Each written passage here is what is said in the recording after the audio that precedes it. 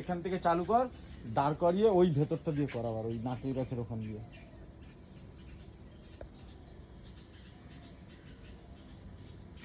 মানে বন্ধ করবি না, দাঁড় করায় না, দাঁড় করিয়ে ওই ভেতরে যাই নারকেল গাছের গোড়ায়, ওই গেট দিয়ে।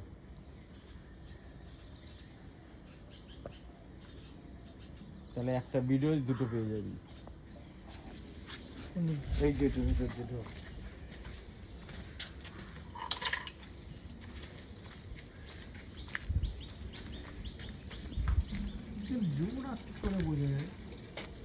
ওইটা ছোট, ওইটা বড়। যেখানে ভাব দেখছিস ওখান থেকে ওই পরে রাস্তা ছিল।